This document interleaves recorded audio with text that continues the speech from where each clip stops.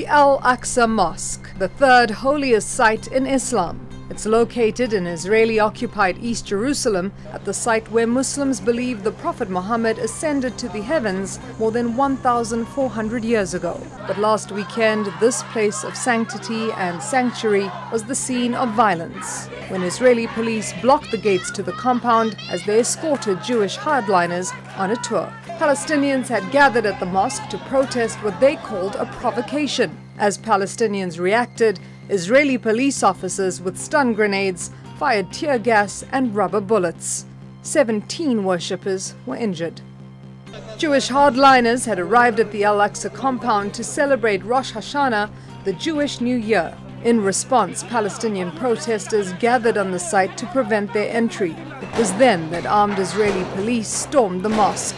They said the raid was carried out to prevent riots. Palestinians accused of throwing stones were arrested. After the confrontation, Israeli Prime Minister Benjamin Netanyahu promised to crack down on Palestinian stone throwers. Stone throwing has led to the arrest of hundreds of Palestinians living under almost 5 decades of occupation. Most of the time, they're minors.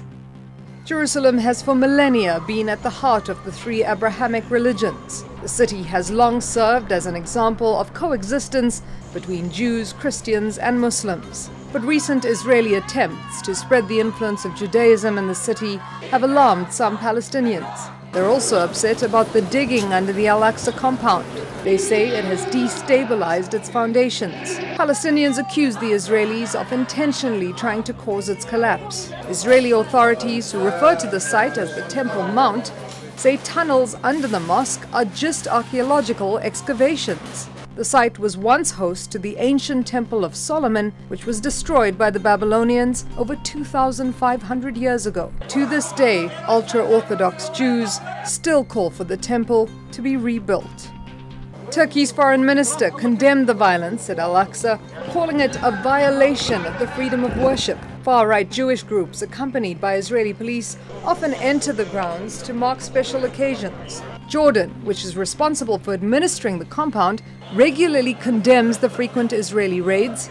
Saudi Arabia's King Salman also urged US President Barack Obama and Pope Francis to stop Israeli aggression. However, condemnation has to date been limited to verbal warnings, and as a result, the Israeli raids on the compound are only likely to continue.